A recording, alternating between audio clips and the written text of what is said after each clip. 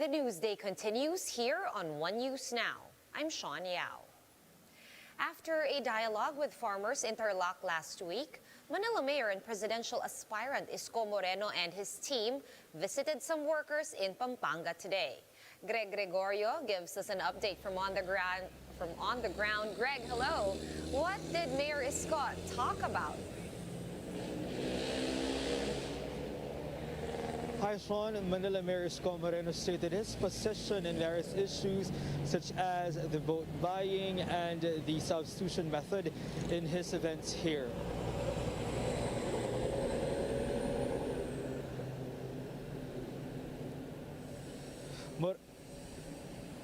Moreno also laid down his economic plans to the workers. He reiterated that he wants to lower the tax on electricity and fuel. He insists that this will result in lower oil prices, cheaper public transport fares, and additional take-home money for the commuting public.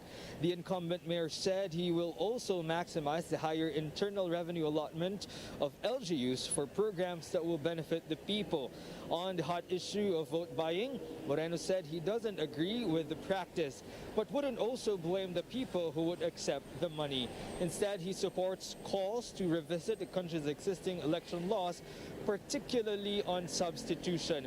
He says this should be limited to death, physical incapacity, and perpetual disqualification on holding of office. Amid the continuous scrutiny on former Senator Bongbong Marcos's Oxford diploma, Moreno noted that educational attainment should not be an issue because even the Constitution is loose about it. Sean, the mayor assured that he's prepared for any presidential debates since he filed his candidacy for president.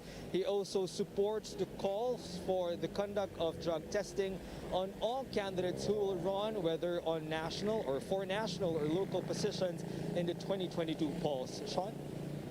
All right, thank you so much for that update and stay safe out there in Pampanga. That was News 5's Greg Gregorio. Thanks, Greg. And one former COMELEC official admits that there are too many loopholes in the country's election laws. Several presidential bulls or presidential bets have started meeting their supporters, some even handing out money ahead of official campaign season. Mobile journalist Jacob Lazaro has the report.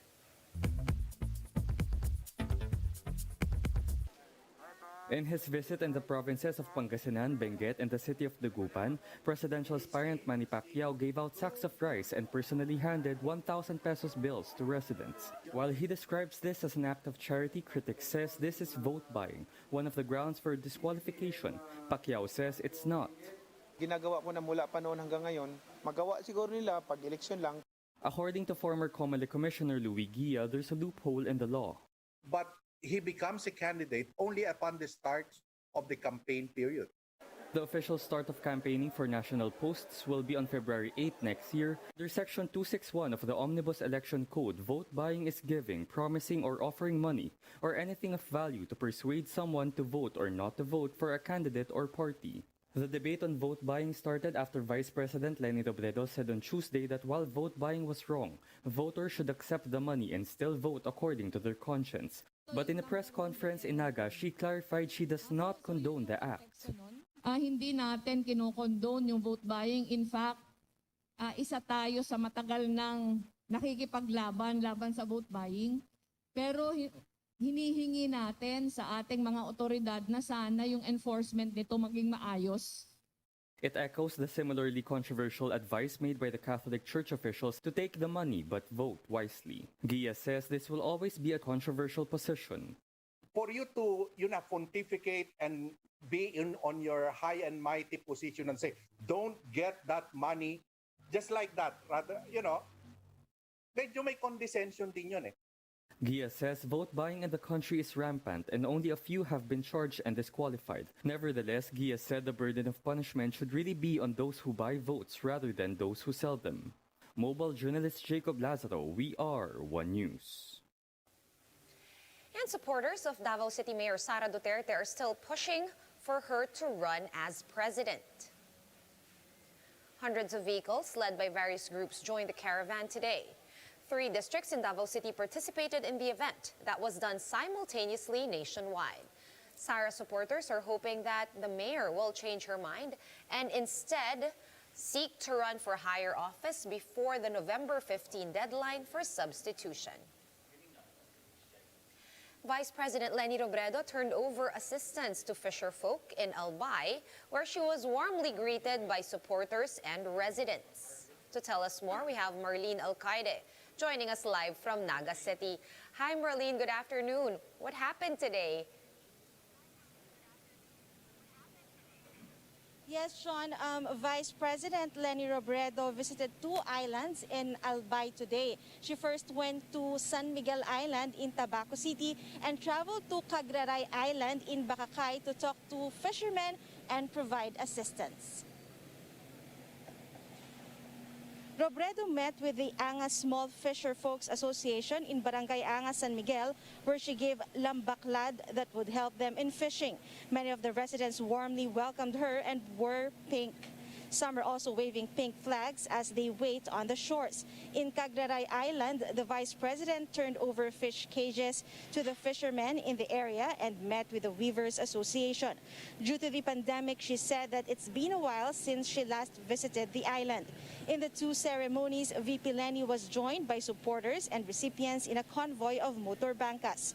While Robredo is busy meeting with supporters and sectoral groups, others patiently waited on the streets. They were ready with their pink flags and ribbons as soon as Robredo convoy passes by.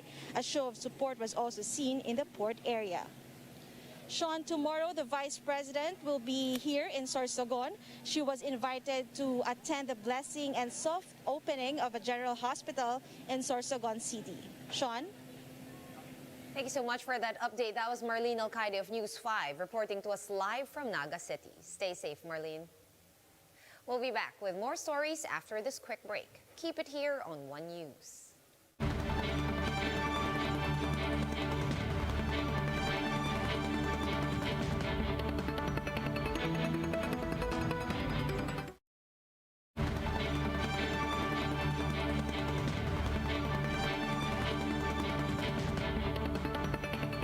You're still watching One News Now. I'm Sean Yao. The Senate Blue Ribbon Committee resumes its probe into the government's anomalous pandemic spending. For the details, we have Patricia Mangune joining us live from Quezon City. Pat, hi. What was the main takeaway from today's hearing? Sean, Senate Minority Leader Frank Drilon wants to make public the income tax returns of the suppliers that the government contracted for the purchase of overpriced medical supplies. And this includes the ITRs of Pharmally executives Mohit and Twinkle Dargani, as well as the former Presidential Economic Advisor Michael Yang. In today's hearing, Drilon said that out of the 42 billion pesos disbursed funds by the Procurement Service of the Budget Department, 7.5 billion pesos is the approximate tax expected to be paid by contractors who supplied face masks, shields, and other items. These include Pharmally and Shuju Construction Machinery Group, or XCMG.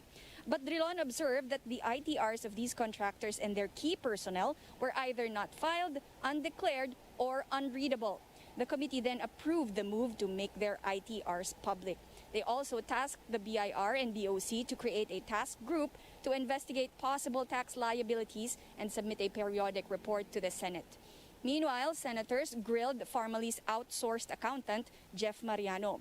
Mariano said although he prepared the company's financial statement and ITR, he has no copy of the large volume of invoices and bank statements. He added that he has no knowledge of any amount involving the luxury cars of some Pharmally executives. Committee Chairman Richard Gordon warned him against lying or hiding the truth by being evasive.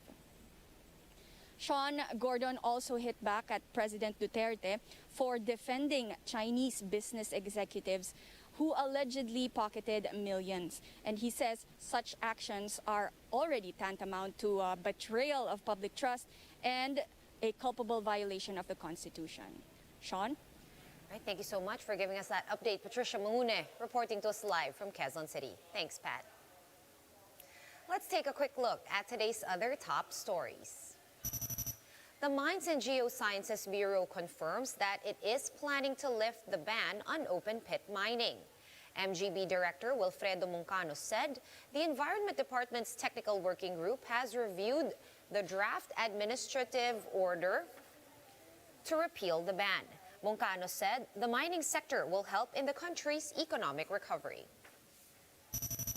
The TNT Tropang Giga is just one win away from securing the PBA Philippine Cup title after winning against the Magnolia Hotshots in Game 4 of the best-of-7 series. TNT hopes to clinch the title and wrap up the series in Game 5 on Friday. And Pixar has released the teaser trailer for its animated film Lightyear. This animated movie explores the origin story of Buzz from Toy Story. Captain America actor Chris Evans will be voicing the iconic toy Space Ranger. For more updates, visit News 5, The Philippine Star, and Business World online. Visit our website, onenews.ph, for more in-depth analysis. You can also catch One News on the Signal Play app. Register for a free account at www.signalplay.com and stream One News live anytime, anywhere. Masks on, wash hands, and stay safe, Philippines. I am Sean Yao. We are One News.